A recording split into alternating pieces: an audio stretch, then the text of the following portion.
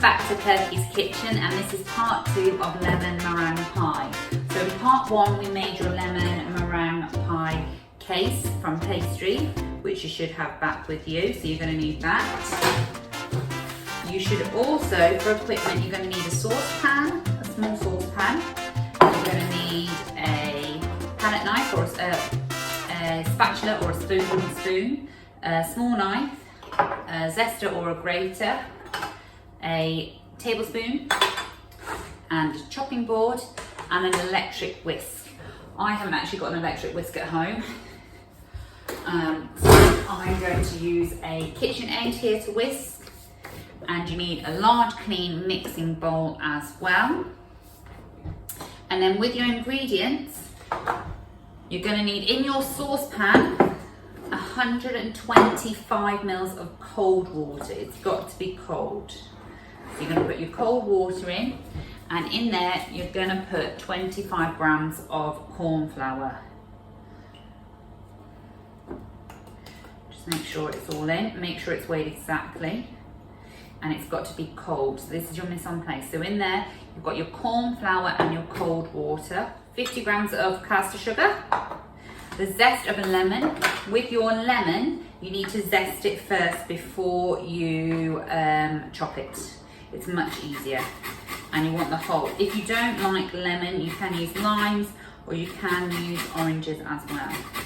And you're just going to gently go around. Make sure you don't go further than the white pith. If you've got a zester, it's a bit easier, and the zest makes it taste even more yummy and more citrusy. So once you've done that, you're then going to add your zest to the bowl with your 50 grams of sugar. You want 50 grams, you need another 50 grams to save for your meringue, so don't use that in that bit. So there we go, we've got zest and sugar. Then the next thing you're going to do is cut your lemon in half. If you've got a juicer, you can use a juicer. If not, just slice it in half in the middle, like that, so it's easier to squeeze. And then hold your hand over it to catch any pips. Okay, once you've done that, you've got in here your juice, your zest, your sugar.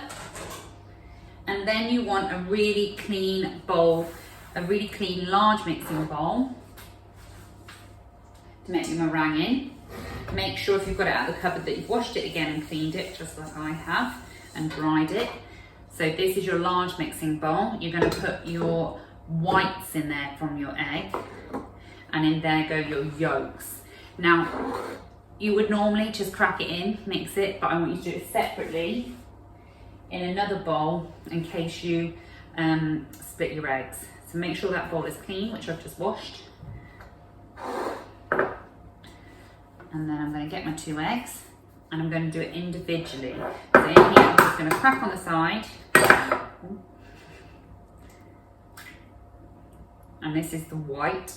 And I'm going to gently go back and forth to get all the white out. Once I've done that and the yolk is in my shell, I'm going to put my yolk with the lemon and the sugar, put my eggshell straight in the bin. I'm going to put that white in my clean bowl. Then I'm going to do the same with my next egg. Because if this one cracked, if the yolk cracked, I wouldn't want to ruin 2 eggs. So I'm going to do the same again. Top tip, if you get any eggshell in your egg, use your eggshell to get it out so you can scoop it out because it sticks to the eggshell. Yolk in there, eggshell in the bin, and white in your clean bowl. And then I'm going to wash my hands straight away to stop cross-contamination. Okay, so in here, you've got your yolk, your zest, your lemon juice, and your sugar in one. You've got your pastry tart in its tin still and on a baking tray. You've got your cold water and your corn flour. You've got more caster sugar for your meringue. And you've got your egg whites in a clean bowl. Okay, so the first thing you're going to do is you're going to put your cold water and your corn flour. Give it a mix first before you turn the heat on. And then all you're going to do is turn the heat on low heat, so like a 3. And you're going to mix this until it goes into a clear gel. Mix it continuously because otherwise it will stick to the pan.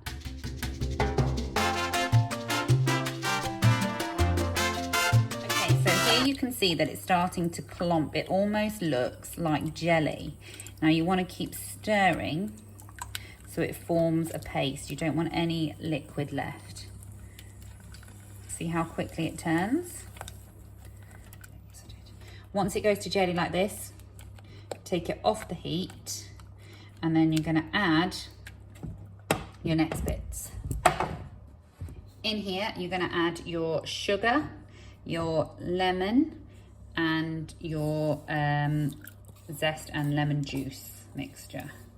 So just pop it in once it's off the heat. This is to make your lemon curd. Give it a good mix. Well, and then you're going to return it to the heat to thicken.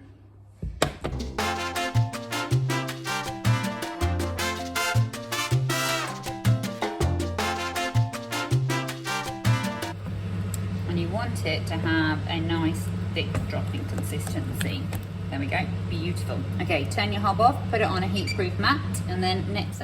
Okay, so after you've made your lovely lemon curd, you're then going to add it to your pre-made base. So just literally get your curd, pop it in. You don't want it too thick, but you don't want it runny.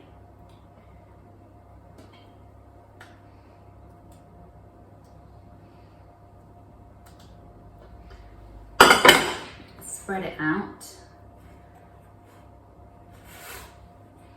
on the base. Careful not to break your base. And then you're going to take a picture of it like this before we go on to the next step.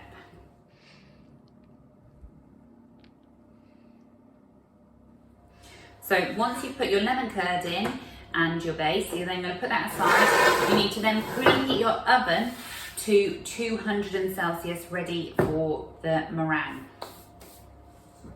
Then with your clean bowl with your egg whites in, you're going to whisk these until they go into stiff peaks.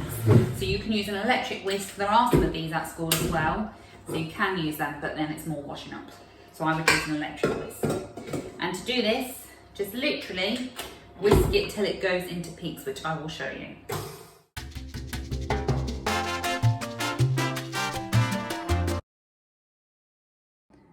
Okay, next you're going to gently add the sugar. So to do this, you continuously whisk, you don't stop whisking, and you just add a little bit of sugar at a time, like a tablespoon at a time.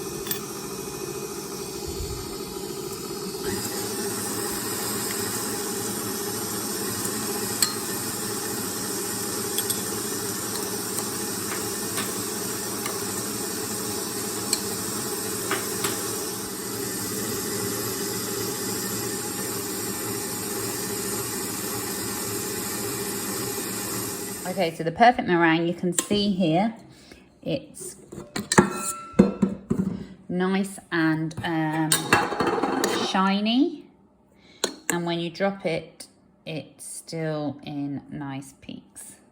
Okay, next step. Okay, so depending how you're doing for time, if you've got enough time, you can pipe it. If not, you can dollop it on. To pipe it, put your piping bag with your nozzle in and see where you need to cut it and cut off the end. Then put your piping bag in a measuring jug, and then use a spatula, is the easiest way to do it, to put your meringue mixture in your piping bag. Make sure you fold it over at the top because it's much easier to get it in and less messy. Get your meringue in front of you, and you can either do swirls or you can pop it on round it. Do not squeeze from here. If you squeeze from here, it will all come out the top. My piping bag's a bit small, but I'm still going to squeeze from the top. And I'm just going to go round and do little ones like this.